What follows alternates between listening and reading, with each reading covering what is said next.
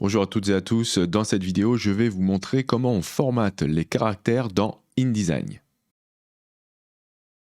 Je suis Emmanuel Correa, bienvenue sur ma chaîne dans laquelle on parle technique, infographie et retouche photo. Si ce que vous allez voir vous plaît, vous pouvez cliquer sur j'aime et si vous n'êtes pas abonné, bien sûr je vous invite à le faire afin de ne pas rater les autres vidéos.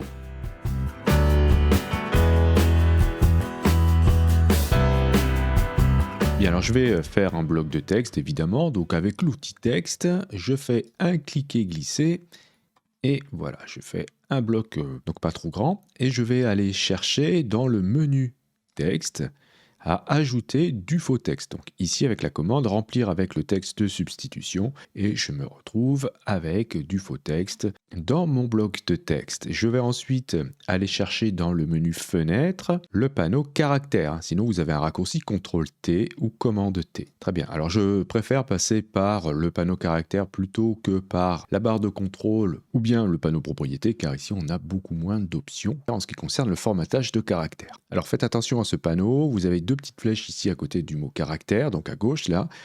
Si vous cliquez dessus, vous voyez, vous pouvez replier le panneau, donc vérifier qu'il est totalement déplié de cette manière-là. Ok, donc je vais zoomer un petit peu dans mon bloc de texte et positionner mon panneau comme ceci. On va commencer par voir ici la partie haute où vous avez là-dedans une petite loupe et à côté le nom de la police utilisée. Bien sûr, si vous cliquez là, vous allez pouvoir saisir le nom d'une police voilà, que vous connaissez. Donc il faut connaître le nom de ces polices dans ce cas pour aller chercher une police. Sinon, si vous cliquez là, tac, vous annulez la recherche. Ou bien vous pouvez cliquer sur la petite flèche ici pour aller chercher dans la liste une police que vous avez installée sur votre ordinateur. Donc ici, toutes les polices que vous allez voir ici sont celles qui sont installées sur votre ordi. D'accord? Donc là, vous allez pouvoir filtrer vos polices. Ok, donc là, si vous cliquez là, tac, vous allez pouvoir faire une recherche en fonction de certaines propriétés. D'accord? Et ici, vous avez les polices, si vous cliquez là, qui sont mises en favori. Ok, donc pour mettre une police en favori, eh bien, il suffit tout simplement de cliquer ici pour l'ajouter aux favoris. Ensuite, vous avez ici les polices que vous avez récemment ajoutées. Ok, et là, hop, là, je vais désactiver. Et là, ici, vous avez les polices que vous avez activées depuis le Creative Cloud, c'est-à-dire les polices que vous pouvez télécharger sur le site Adobe. Si vous cliquez sur rechercher davantage de polices, vous allez ici voir les polices qui sont disponibles sur justement le site Adobe, donc les polices Adobe. Ok. Hop là, donc je vais cliquer sur police pour tomber sur les polices de l'ordi. Là, vous allez pouvoir faire une recherche ici d'un texte à afficher ici comme exemple. Ok, voilà. Et ici, vous pourrez choisir la taille de la police utilisée pour cet exemple. Voilà, petit, moyen ou grand. Bien, ok, donc ça, vous savez faire, j'imagine. La recherche de la police, c'est pas très compliqué. Par exemple, ici, je vais prendre du Nunito, hop. Et là, dedans, je vais pouvoir choisir une autre fonte, ici, hein, si c'est du Regular, du l'italique, bold, etc. Bien sûr, ça va dépendre de la richesse de votre police. Et en dessous, voilà, c'est ça qui nous intéresse aujourd'hui. Nous avons quelques paramètres intéressants ici pour formater nos caractères. Donc, on a là, en tout premier, ici, hein, la taille de la police. On peut dire aussi le corps ou la graisse de la police. D'accord? Donc ici, vous allez pouvoir augmenter la valeur en utilisant les flèches ici. Donc si vous avez un bloc de texte qui est sélectionné, donc avec la flèche noire, vous cliquez dessus, vous allez pouvoir changer la taille de tous les caractères contenus dans ce bloc. Ok, donc en manipulant ici les petites flèches. Ok, sinon vous rentrez une valeur ici, vous la saisissez là, ou bien alors vous allez dans la petite fenêtre, tac, et vous allez choisir ici un paramètre prédéfini pour la taille de votre police. Et si vous avez besoin de sélectionner un mot en particulier, ou un paragraphe, ou une ligne, vous pouvez tout simplement double-cliquer sur un mot pour le sélectionner en entier. Ok, si vous triple-cliquez 1, 2, 3, hop, vous sélectionnez une ligne. Et si vous quadruple-cliquez, vous allez sélectionner un paragraphe en entier. Donc 1, 2, 3, 4. Voilà. Donc c'est pas évident. Vous pourrez aussi faire un cliquer-glisser, hein, donc avec l'outil texte, pour sélectionner des caractères en particulier. Hein. Donc vous savez qu'un caractère est sélectionné car il est ici avec un fond noir. Sinon, vous pouvez placer votre curseur de saisie, appuyer sur la touche majuscule et utiliser les touches gauche et droite de votre clavier, donc les touches directionnelles de votre clavier, voilà, pour sélectionner dans un sens ou dans un autre plusieurs caractères. Voilà. Ensuite, on a à côté l'interlignage. L'interlignage, c'est la distance entre deux lignes de base, la ligne de base étant une ligne invisible sur laquelle reposent les caractères. Cette interligne est calculée par défaut à 120% de la valeur de la taille de la police, d'accord? Donc c'est pour ça qu'ici j'ai, pour une taille de 12 points, un interlignage de 14,4, ok? Et on sait qu'on est ici avec un calcul automatique car c'est entre parenthèses. À tout moment, bien sûr, je peux m'affranchir de ce calcul automatique en allant choisir autre chose, voilà, dans la liste ou en saisissant moi-même une valeur ici. Il sera conseillé, bien sûr, de sortir un petit peu des valeurs automatiques pour formater à votre guise vos caractères. Vous avez en dessous, on va déjà voir ici, donc à ce niveau-là, l'approche. L'approche, c'est l'espace qui sépare les caractères dans un mot. Il pourra être réglé pour un mot en particulier ou pour une sélection de mots, d'accord, mais il ne pourra pas être réglé entre deux caractères seulement. Par défaut, on est à 0, c'est-à-dire que l'espacement ici de chaque caractère est défini comme cela dans la police, mais vous pourrez augmenter ou réduire cet espacement, voilà, de la même manière qu'on a vu tout à l'heure, soit avec les flèches ici, et si je fais ça, l'espace entre chaque caractère est augmenté, donc quand je rentre une valeur positive, et bien sûr, je peux faire la même chose de l'autre sens, c'est-à-dire que je vais pouvoir rentrer des valeurs négatives, vous voyez, hop, et dans ce cas, je vais me retrouver avec des caractères qui sont de plus en plus serrés.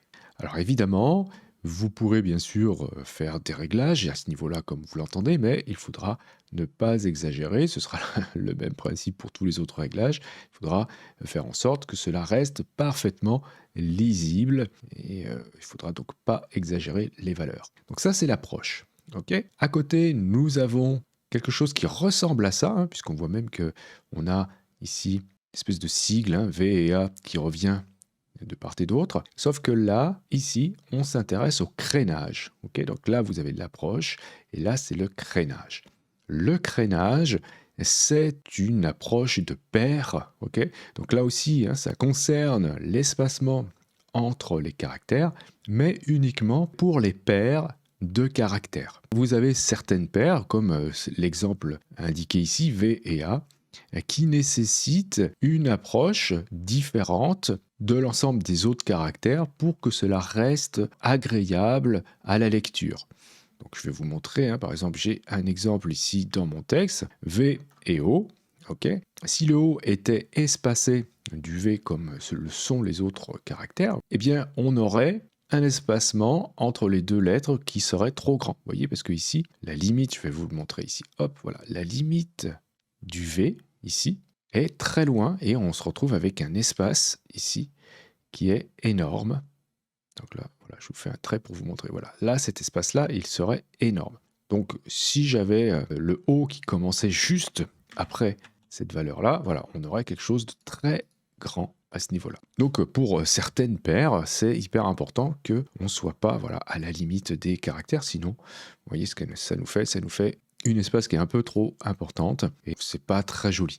Donc on a deux types de crénage. Le crénage métrique, c'est celui qui a été évalué, calculé par le créateur de la police. Sinon, vous avez l'autre qui est optique, et dans ce cas, c'est directement InDesign via des algorithmes qui va, en fonction de la forme du caractère, définir l'approche pour les paires de caractères. Donc, si vous faites un test, par exemple, si je sélectionne ce mot et que je choisis alors un coup optique, voilà, j'ai ça, et un coup métrique, tac, vous voyez, on a des petits changements, c'est jamais des changements qui sont très importants, c'est très très subtil, et voilà, ce sera à vous de définir si vous trouvez que c'est plus agréable en optique ou en métrique. Ok, donc voilà, ce sera à vous de voir. Par contre, si vous voulez, vous pourrez le faire manuellement, il suffit de placer le curseur entre deux caractères, et vous pourrez définir ici la valeur. Ok, donc vous pourrez le faire comme cela,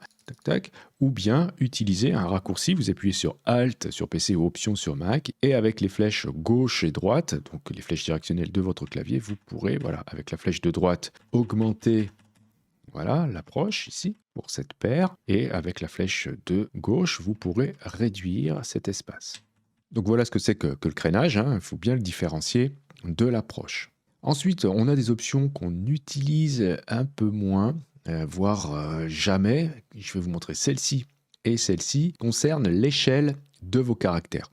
Alors l'échelle, si vous utilisez ce paramètre, vous allez modifier vraiment l'apparence de vos caractères, hein. Donc ici, je vais augmenter par exemple cette valeur. Vous voyez que là, hop, j'étire ces caractères verticalement, ok, et du coup je ruine en fait le design de ces caractères, et c'est peut-être pas super. Ça peut être peut-être valable pour un titre, mais pas pour un corps de texte.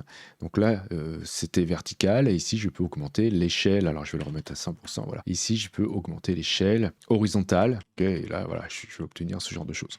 Alors bien sûr, vous pouvez utiliser les touches, là aussi, hein, directionnelles de votre clavier, haut et bas, pour modifier les valeurs, hein. Je ne vous l'ai pas dit pour les autres, mais ça fonctionne aussi ici, bien sûr. Ça, vaut mieux vraiment éviter de l'utiliser. Ensuite, on a là ce qu'on appelle le décalage vertical. Ça vous permettra de déplacer un caractère ou un ensemble de caractères au-dessus ou en dessous de la ligne de base. Par exemple, si je sélectionne ici cette lettre Q, ici, voilà, je vais pouvoir augmenter le décalage verticalement, ok, vous voyez que ça monte, et le descendre si besoin.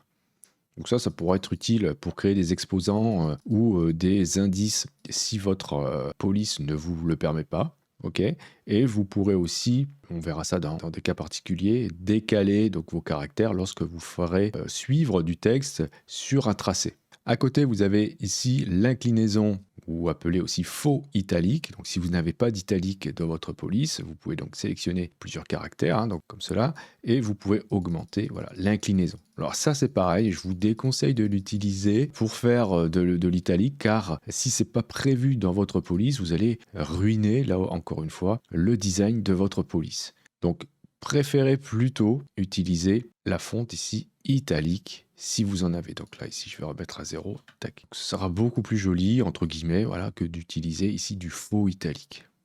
Ok, en dessous on a la langue utilisée pour le correcteur orthographique. Donc ici on est en français, mais vous pourrez choisir d'autres langues dans la liste. Alors, on n'a pas tout ici, hein. Si vous cliquez dans le menu du panneau caractères, vous allez trouver d'autres options. Donc, vous avez ici les options OpenType. Donc, ça, c'est si vous avez une police OpenType, vous allez trouver ici plein d'autres options intéressantes. D'accord, je ne vais pas tous les détailler hein, aujourd'hui. Vous avez ici la possibilité de mettre tous les caractères en capital. Ok, donc ça, il ne faut absolument pas faire ça dans un texte. Sinon, en petite capitale, ok. Et là, vous pourrez aussi créer pour certains caractères une position en exposant ou en indice. Okay, si je fais ça, tac, vous voyez, hop, je me retrouve avec un caractère qui est tout petit. Ici, c'est en indice. Bien, voilà, là, c'est parce que ma police est prévue pour ça, hein. Il y a des polices qui ne le permettent pas. Donc là, j'ai cette option ici car ma police le permet. Ok. Ensuite, qu'est-ce qu'on a d'autre? On a ici la possibilité de souligner des caractères. Notez au passage hein, que vous avez des raccourcis pour certaines options là, ok, et je pourrais même barrer, si je le souhaite, certains caractères, tac, de cette manière. Donc voilà, soyez curieux, allez voir dans le menu du panneau caractères les options disponibles. Après, vous avez ici des options de soulignement, des options de texte barré, etc. Donc voilà à peu près tout ce que vous allez pouvoir faire en termes de formatage de caractères dans InDesign, avec des polices qui sont assez riches comme ça. Ok, on verra le formatage de base des paragraphes, ce qui nous amènera ensuite à parler des styles de caractères et des styles de paragraphes. Je vous remercie d'avoir suivi cette vidéo. Si vous avez des questions, bien sûr, n'hésitez pas à le faire dans les commentaires. Si vous avez aimé, bien sûr, vous pouvez cliquer sur j'aime, c'est hyper important pour le référencement de la chaîne. Si vous souhaitez soutenir cette chaîne, vous pouvez cliquer sur le lien Utip présent dans la description de cette vidéo. Je remercie encore une fois chaleureusement toutes celles et ceux qui l'ont déjà fait. Et si vous n'êtes pas abonné, vous pouvez bien sûr cliquer sur abonnez-vous. N'oubliez pas la petite clochette pour être averti des prochains cours ou des prochains tutos. Justement, on se dit à la prochaine pour un autre cours ou pour un autre tuto.